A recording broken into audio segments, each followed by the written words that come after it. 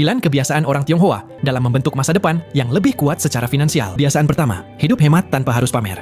Bagi banyak orang Tionghoa, hidup hemat bukanlah kewajiban, tapi kebiasaan, bahkan kebanggaan. Mereka nggak merasa harus kelihatan kaya supaya dianggap sukses. Justru mereka lebih bangga ketika bisa hidup cukup tanpa harus kelihatan berlebihan. Bukan karena pelit, tapi karena tahu uang itu alat.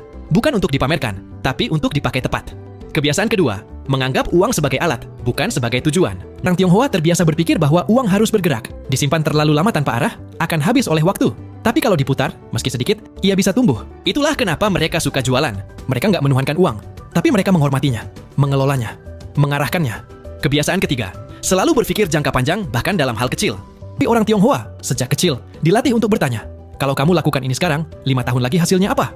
Mereka lebih suka tahan gaya demi bangun aset. Dan itu dimulai dari kebiasaan kecil. Belanja selalu pakai catatan, beli karena butuh, bukan karena pengen. Pikir 3 kali sebelum ambil cicilan. Kebiasaan keempat, relasi dan keluarga dianggap sebagai modal. Home, buat mereka, keluarga bukan sekadar kumpulan orang serumah, tapi jaringan yang saling bantu, saling jaga, saling dorong. Ketika ada satu yang buka usaha, yang lain ikut bantu. Bantu jaga toko, bantu produksi, bantu cari pelanggan. Modal pertama mereka, seringkali bukan uang, tapi keluarga. Dan itu meluas. Mereka jaga hubungan baik dengan supplier, pelanggan, tetangga. Karena mereka tahu, uang bisa habis. Tapi relasi yang sehat bisa mendatangkan uang baru kapan saja. Kebiasaan kelima, etos kerja ditanamkan, bukan disuruh. Anak-anak Tionghoa jarang disuruh belajar. Tapi sejak kecil mereka lihat sendiri. Ayahnya kerja keras, ibunya buka warung sejak pagi, semua anggota keluarga punya peran.